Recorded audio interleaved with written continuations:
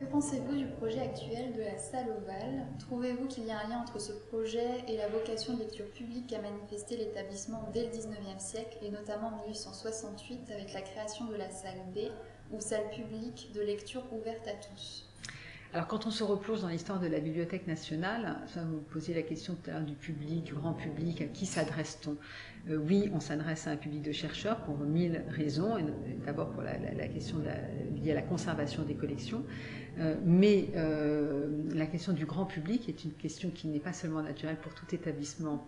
culturel, il est naturel pour toute bibliothèque. Et en l'occurrence, la Bibliothèque nationale va cesser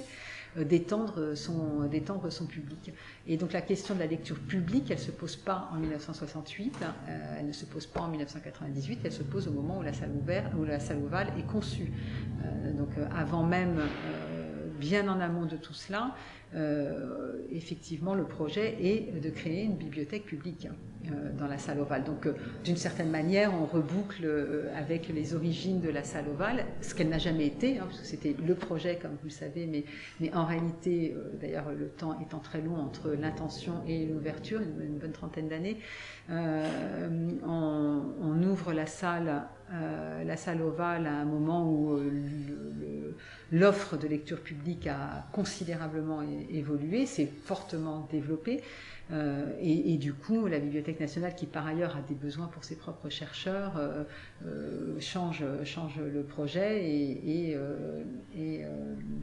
réserve la salle ovale au public, à son public habituel, et finalement ne s'ouvre pas à ce moment-là. Mais la question, elle est posée. Donc finalement, on ne fait jamais que cela reposer régulièrement et en fonction du reste du monde, ce qui se passe autour, quelle est l'offre, quelles sont les institutions qui se présentent sur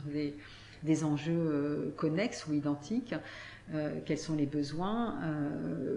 On répond différemment à la question, mais en revanche, ce qui est certain, c'est que depuis fort longtemps, la bibliothèque se pose la question du grand public. Donc voilà, moi je n'y vois aucune